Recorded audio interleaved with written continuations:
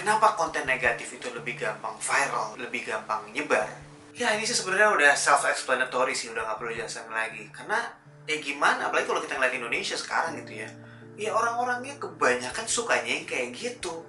Gitu, kebayang gak sih kayak misalnya, oke ada artis yang lagi kontroversial, orang pengen lihat, pengen sebar gitu ya. Misalnya contoh lagi, misalnya pranknya yang udah jelas ini negatif, nggak bagus gitu, tidak menjadi contoh yang bagus. Oh dilihat, viewsnya banyak, disebar lagi ke teman-teman gitu ya. Udah apa ya, sudah menjamur banget seperti ini, susah banget gitu ya. Jadi konten-konten seperti apa yang gampang banget viral? Ya konten yang negatif, konten yang kontroversial, sensasional, dan ada banyak halnya lagi. Pernah nggak ada konten positif yang tiba-tiba viral? Coba pikir-pikir lagi, ada nggak konten positif yang viral banget? Kalau misalnya gue pikir-pikir, paling konten positif agak jarang. Tapi kalau berita bagus, oke, kadang-kadang ada. Kayak misalnya ingat ya waktu apa tuh, yang waktu pencak silat tuh, waktu Asian Games yang Jokowi pelukan sama Prabowo. Wah itu ada berita bagus yang akhirnya menyebar super viral ke semuanya, trending topics gitu. Tapi berita baik apa lagi yang udah pernah viral ya?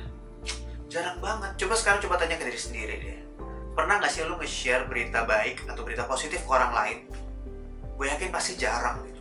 Kenapa? Karena biasanya kita sukanya share, lu udah liat ini belum? Si ini lagi begini tau. Harus lihat video ini deh. Gila, ini video kacau banget, parah banget, asli gitu ya. Jadi kayak gitu, kalau misalnya mau cepet naik, mau cepet terkenal gitu ya, terkenal dalam tanda kutip ya itu bisa bikin konten yang kontroversial, bikin konten yang sensasional, bisa gampang kayak gitu. Tapi kalau mau bikin konten yang positif ya siap-siap aja, mungkin nggak terkenal, mungkin nggak viral gitu ya. Nah ini yang sebenarnya gue pengen coba ubah. Bukan berarti di sini gue menginginkan supaya level up ini bisa viral, nggak juga, gue tidak memikirkan seperti itu. Tapi yang gue harapkan adalah nggak cuma level up doang, gue berharap semua banyak orang di sekitar kita, kreator-kreator tahun ini gitu, semoga banyak yang bikin konten-konten positif. Ya akhirnya konten positif ini disupport dengan community-nya, kita mulai terus sebar konten positif, dan akhirnya konten-konten positif ini bisa juga naik gitu, bisa juga viral gitu loh.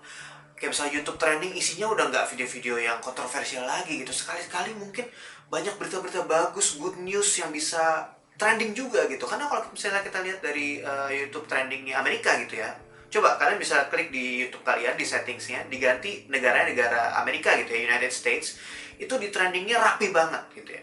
Isinya nggak yang isinya nggak sampah deh gitu, bener-bener nggak sampah, isinya tuh rapi, apalagi curated gitu, ketahuan ini yang ini trending karena apa, ada catatannya di situ. Tapi Indonesia nggak tahu kenapa gitu, beda gitu, kenapa prosedurnya beda gitu loh. Dan ya mungkin mereka menganggapnya reuploader itu ya konten yang rame, viewsnya banyak, ya udah gitu loh.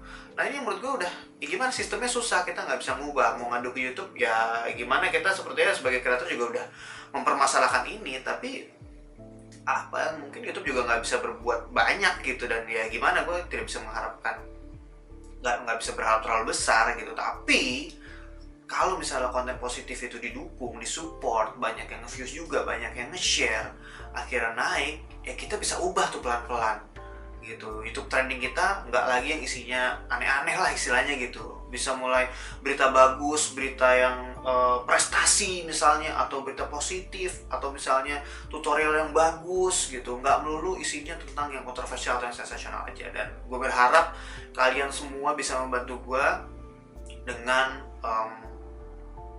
pikir aja masukin aja dalam diri kita, masukin dalam pikiran kita. Kalau misalnya ngelihat konten yang positif, yuk coba di share gitu. Mau share entah mau ke teman, atau mungkin share ke teman di grup WhatsApp, atau mungkin share di Instagram story, paling gampang seperti itu. Atau misalnya mention teman di komen gitu aja gitu, nggak usah malu gitu. Jangan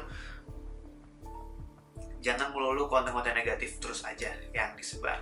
Oke? Gitu aja sharing gue kali ini. Thank you guys for watching, semoga bermanfaat. Dan gue Bella Kribo, dukung terus sebar konten positif.